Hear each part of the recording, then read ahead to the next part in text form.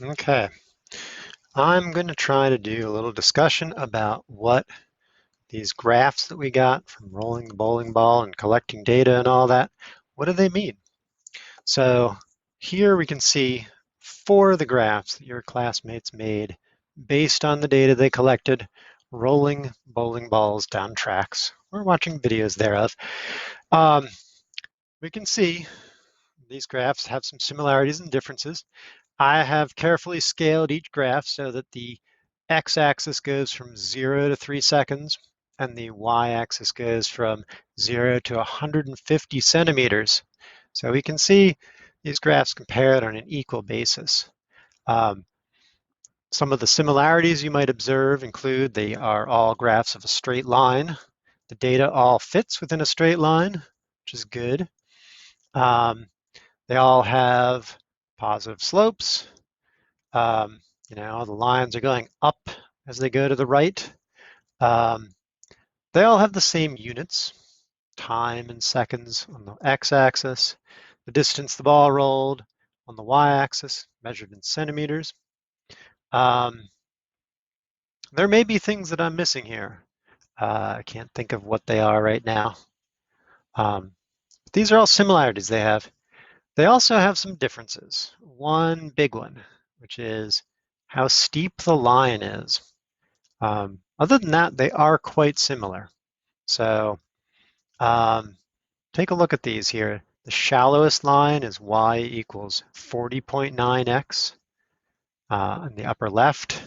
Then it gets a little steeper at 48.1x, 57.2x in the lower left, and then a whopping 129.1x in the lower right here. So that's the primary difference. And you can see that the lines all fit their data pretty well. So these are reflecting something about the behavior of the ball in the real world.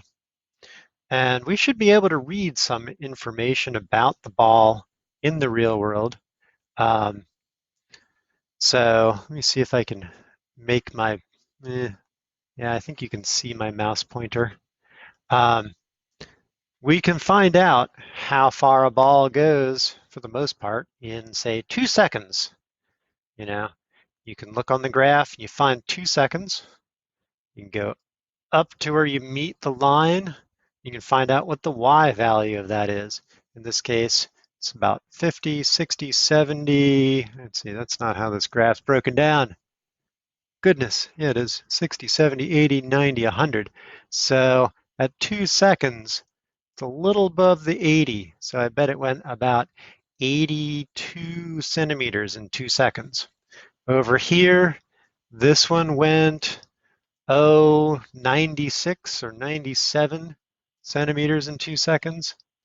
Down in the lower left here, this one went about 115 centimeters in 2 seconds. And this lower right, we can't even find out. It was going, just went right off the graph.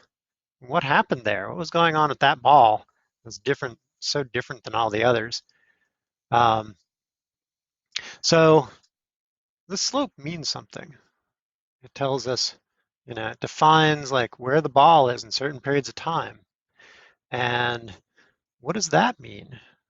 If we know the ball goes, let's try 1 second, 41 centimeters in 1 second. Well, look at the equation, y equals 40.9x.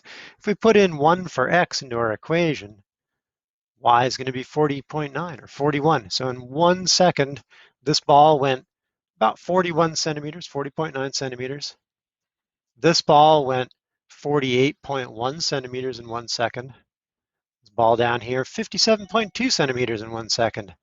And this ball here went a whole 129.1 centimeters in a second.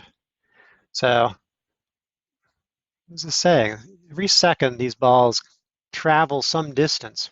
When we talk about something traveling some distance in a period of time, what can we think of maybe?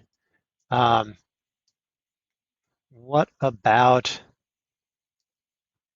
velocity? In velocity, we talk about things like miles per hour, meters per second, kilometers per hour, centimeters per second.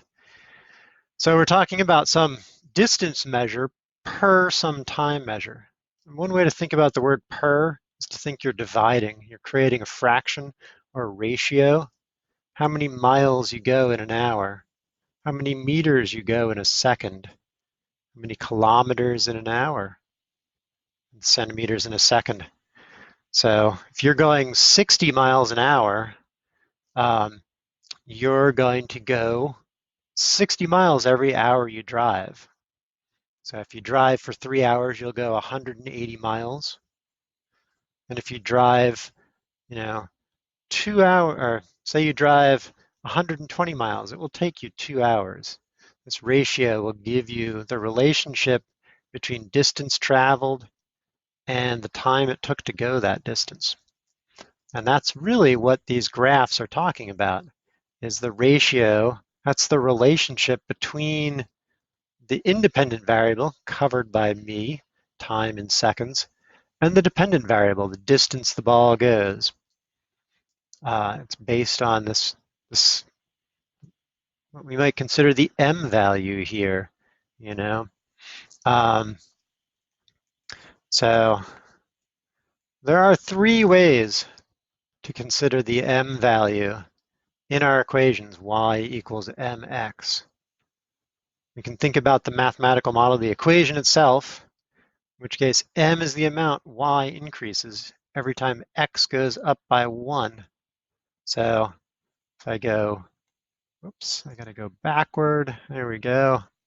So every time x goes up from 1 to 2, y has gone up by 129.1 more.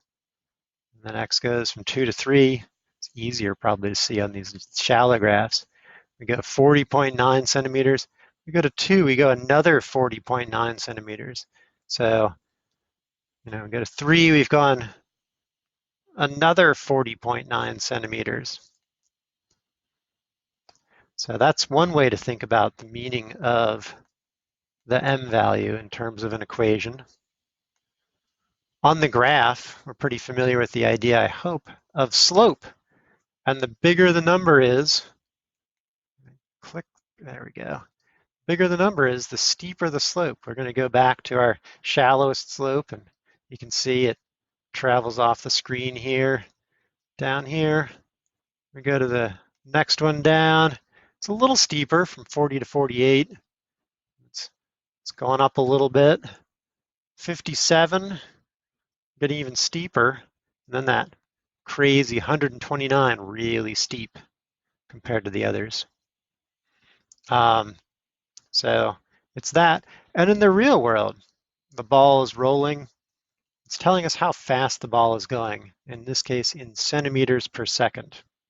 So we have the amount the y value increases, the slope of the graph, and speed all rolled into one. I think that's kind of cool.